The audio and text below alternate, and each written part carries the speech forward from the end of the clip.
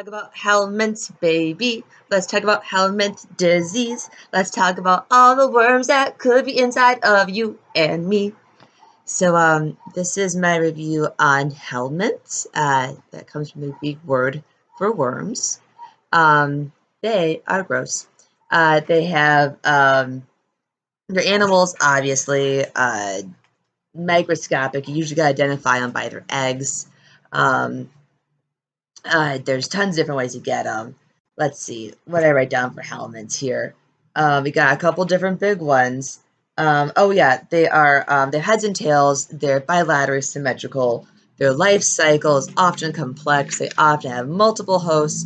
The classification system is based on their morphology and structure. This is a reoccurring theme in science. We have two types of helminths. Flatworms, and their subcategories of a tapeworm and a fluke, and roundworms. So flatworms and roundworms.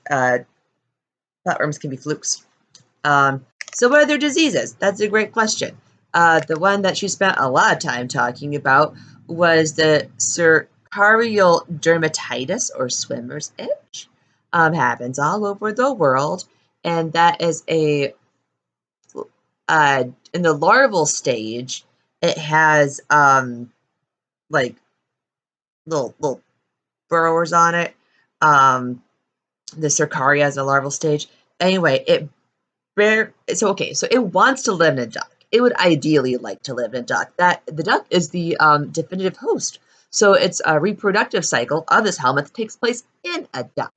So these ducks spend some time in snails, and then when they leave that snail to ideally go infect a duck, we're there instead of a duck. What assholes, right? So like they burrow into our skin, thinking they got a duck home, and they don't.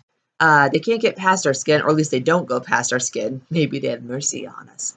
But yeah, so you don't like need medication or anything for it besides anti-itch medication to avoid secondary infection. But it was kind of like not the biggest deal. The helminths can't really reproduce inside of us, so they just die in like a week or something.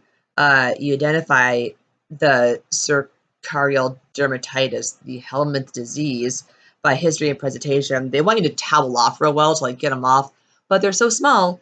I'm like, can you really towel them off? Can I just like towel off bacteria to other things? I don't know. You treat it by treating the ducks and controlling the snails.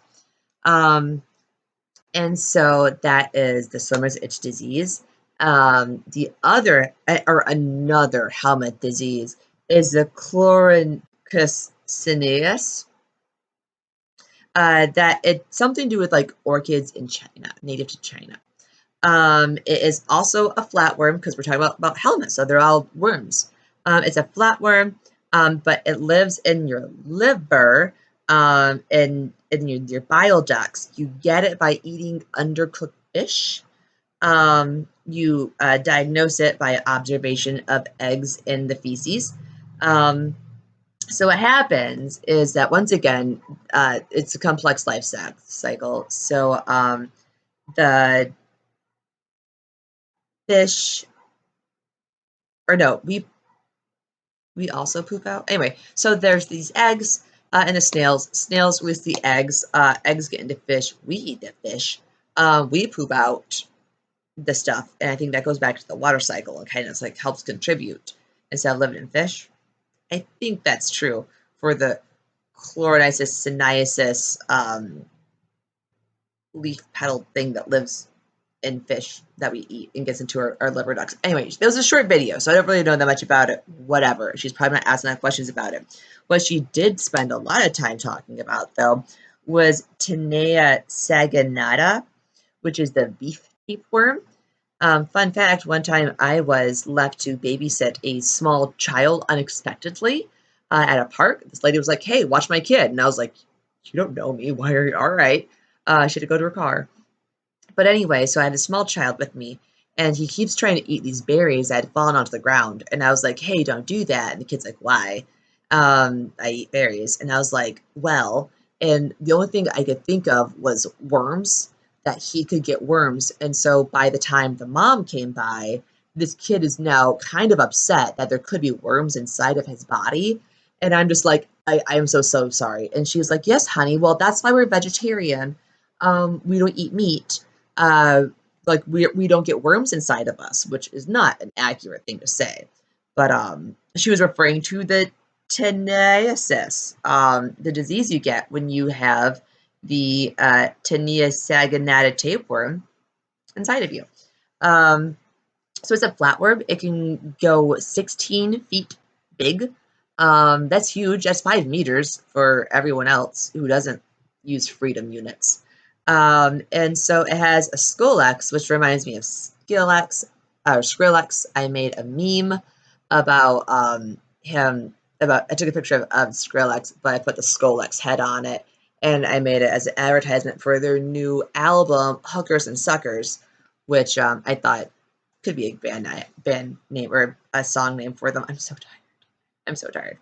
Anyway, so how you identify the teniasis, the disease that's called by the Tinea saginata or whatever, is that you find the eggs in the feces, as you always do. Worms come out of your butt. And so, at least the eggs do. Sometimes the actual worms do, but that's a different disease. Anyway, so you can be like, yeah, you got some worms, buddy, by checking their poop, but to know what kind of worms they have, you gotta be able to identify the worm by identifying its scolex and proglottids. What are proglottids? Proglottids are this like end part, opposite end of this scolex. It's where they make the eggs, and it matures and it disintegrates. These things are also hermaphrodites. They fertilize their own eggs at the bottom. So you get it by eating undercooked meat. You can get it in eggs. Yeah, observe eggs and feces. That's how you identify it. Anyway, the other gross worm disease is the Nectar americanus, American murderer. There, I remember this, or how I'm going to remember this, I hope for this test, is that there's a nightclub in Ann Arbor called Necto. And I knew this like goth cyberpunk girl who went there, and she didn't like me, and I could easily imagine her killing me. She's an American murderer. So anyway, and that's a roundworm though, and that one is super terrifying. The juvenile worms penetrate your skin first of all, so they penetrate your skin, and then they penetrate your skin, move up into your lungs, and then from your lungs they go up into your throat. Then you swallow the worms, so that way they can finally end up inside your intestines where they want to be anyway. And then they just eat all your nutrients, and you get sick and die. So that's the American murderer, the roundworm, Nectar americanus. That makes the disease. Can I write down the name of the disease? Oh yeah, hookworm infection. Duh. All right. Maybe last. Yeah, I think the last one is the Enterobus verminiculus. I don't. Enterobus vermin something. That's another roundworm infection. That's a pinworm infection. And that is an infection that's exclusively found in humans. We're the only ones who carry it. It is also one of the most prevalent helminth infections that are out there. And it's because children are fucking filthy animals, and they have worms that crawl out of their butt and lay eggs, and then that can be itchy. And so they scratch their little buttholes and spread these little eggs on their dirty ass fingers on everything, and then it gets into our mouth. Classic fecal oral route. It's a problem because there's a medication, but it only kills the adult forms. The eggs can live weeks on your butthole, so you gotta like treat everyone in the family and like at least 2 times spread out, so that way you can actually kill them. Because the enterobus is a GI thing. Vermiculus for children who are also vermin, and so pinworms coming out of your butt, as opposed to the other roundworm infection, which is the American murderer Nectar americanus, where you have worms penetrating your skin, going into your lungs, up your throat, swallow the worm into your small intestine. It eats all your nutrients and you die. Or the beef tapeworm, which is a Tinea saginata, and which is a flatworm, and the Chlorinitis negum, the other one that's found in fish. that wants to live in ducks. But we get in there. Oh no, the duck one, that's also for the swimmer's itch. Is that true for chloriniasis? I guess there's some correlations there. Anyway, helminths are worms. They're inside of us, and that's disgusting. They burrow into our skin. That's so gross.